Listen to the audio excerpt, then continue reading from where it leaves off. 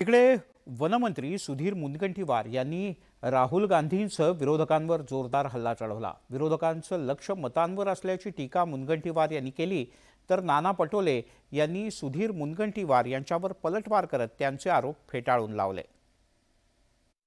राहुल गांधीजी विषारी शब्दांनी, वाईट शब्दांनी, निम्न शब्दांनी देशाचा गौरव कमी करत जनतेला भारतीय जनता पार्टीच्या पाठीशी उभं राहण्यासाठी मजबूर करतात। राहुल गांधी देशाचा गौरव कमी करत असल्याची जळजळीत टीका मंत्री सुधीर मुनगंटीवार यांनी केलेली आहे आणि त्याचं कारणही तसंच आहे। लोकसभा आणि राज्यसभेतल्या 141 खासदारांना निलंबित करण्यात आलेलं होतं आणि त्याच्या विरोधात विरोधी पक्षातल्या काही खासदारांनी संसदेच्या पायऱ्यांवर निदर्शनं केली। यावेळेला तृणमूल काँग्रेसचे खासदार कल्याण बॅनर्जी यांनी राज्यसभेचे सभापती तथा उपराष्ट्रपती जगदीप धनखड यांची खिल्ली उडवली।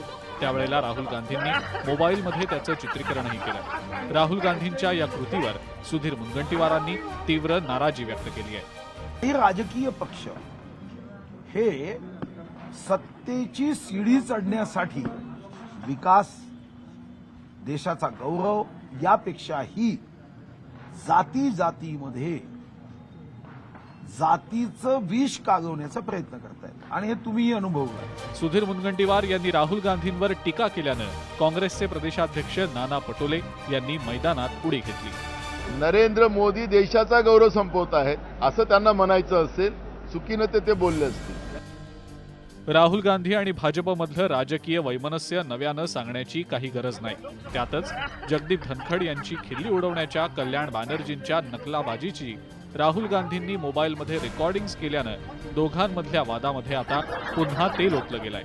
एकंदरीतच लोकसभा निवडणुकीच्या तोंडावर राहुल गांधी आणि भाजप दरम्यान पुन्हा लढाई सुरू झाली आहे। Bureau report, news 18 Lokmat. Chhatrapati